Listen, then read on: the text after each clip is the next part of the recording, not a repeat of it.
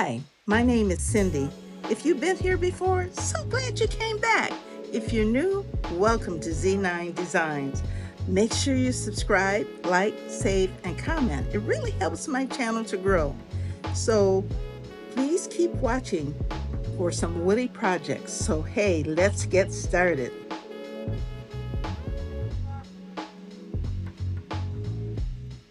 Wood piece number 1, wooden tassel. The supplies needed include a wood block, faux or real leather, wooden rings, medium and small, rub and buff, brown antique wax, black and white acrylic paint, wood glue, and a drill. This is a modern wood piece, and you may see it on the home runway. I don't think there's such a thing, but that would be nice. Anyway, you will see it in my home. I was inspired by something I saw on Pinterest. I had this block in my stash, and it was hollow in the inside, which is important. It is so easy to drill, and because of that, I was hoping it did not shatter or splinter. And since my drill did not have a bigger piece for a tassel to go through, or at least I couldn't find it, I used a wood carving tool to adjust the opening. The block was painted white on all sides.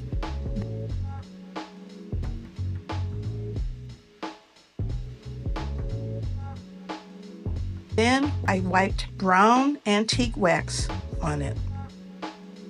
A Q-tip was used to kind of get close to the tassels without getting them stained with wax or paint. A small wooden ring was used to define the top and a larger wooden ring to define the bottom. Now what I did is I painted the rings both black,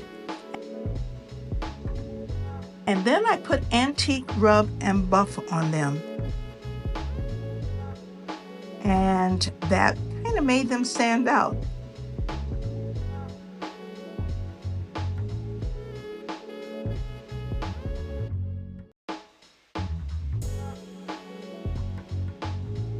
And, you got to use what you have.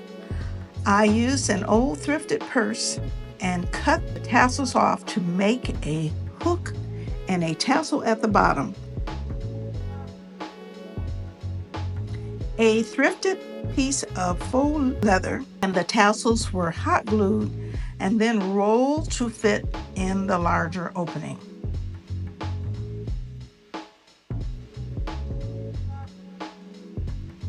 And in addition, I placed a piece of faux leather around the top of the tassel and wrapped it around the bottom. I used a long piece of faux leather and threaded it through the top. Now originally I tried to do it from the bottom, but it wasn't working too good.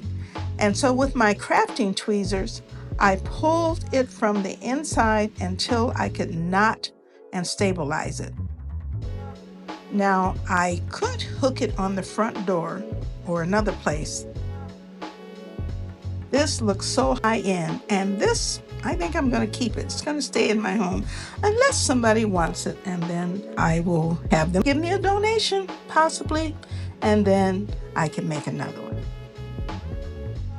Now, what would you make is a collaboration with the host, Rustic and Lace DIY, and Divine Design. The guest host is Crafty Thoughts and Whatnots. This is a great collaboration, and you start looking at pieces of wood like, hey there, 2x4, or love your wood round.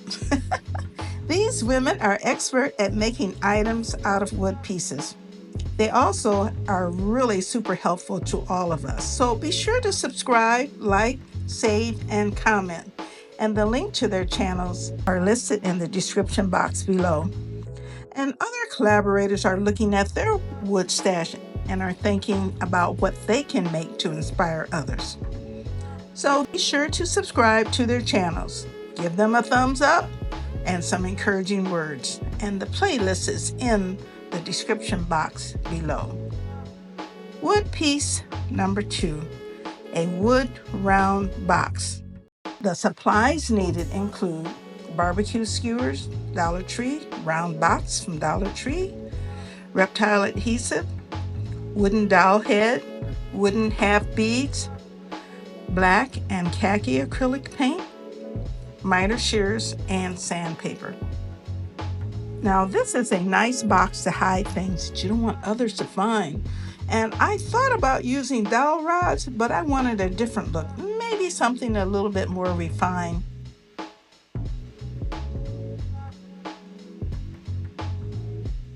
In order for the colorful box not to show through, I gave it a little light sanding.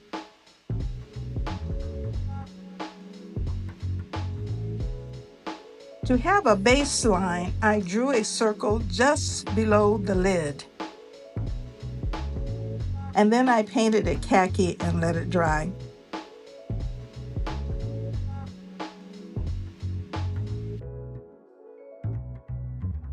And then I cut several skewers with a miter shear into thirds until I had a nice little pile. Anyway, I did not use all of the skewers because I almost had a whole bag left. Reptile adhesive was put on the box and I just began laying cut skewers side by side until the entire box was covered. Because I did not get all of the skewers the exact same size, I had a tiny gap at the top, but I forgot that all boxes are not created equal. Therefore, as a crafter, you just have to make it work. I put half beads around the top, but not too high because I needed to put the lid on and it needed to be on pretty snug. Now, in between the gaps, I put some reptile adhesive and I put the scrap tips to cover the box. And the rim and the top of the box was painted with black chalk paint and allowed to dry. Then I looked in my stash and I had a natural dowel head made out of wood, and I put that on top and you can open and close the box. This is nice for fall to set around the house, and the nice thing is you can use it for storage. But even though it's like the natural wood and black on top, I may decide to paint it the natural wood another color. But for now, I'm just going to enjoy it like it is.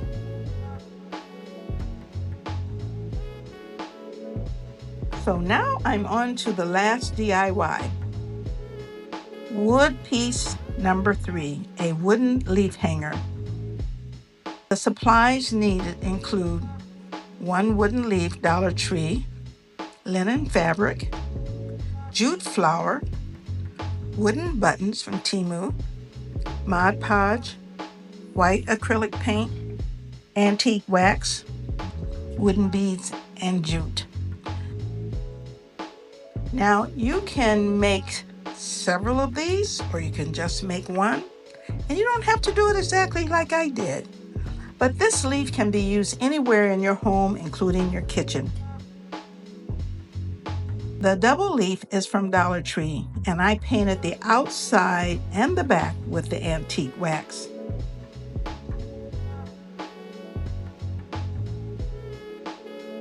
I removed the raffia bowl and it was held together with some glue, and it was sticking on there really good. So I took my little scraper and scraped it off. And the inside leaf I left blank, but I did trace and cut a small leaf pattern from newspaper. I had another idea of what to do, but it didn't work out because I just needed all of the printed newspaper, not colors and ads and that kind of thing.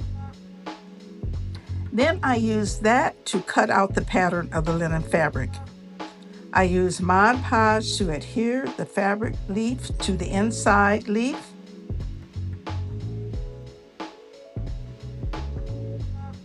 And then after that was on, then I added Mod Podge to the entire leaf.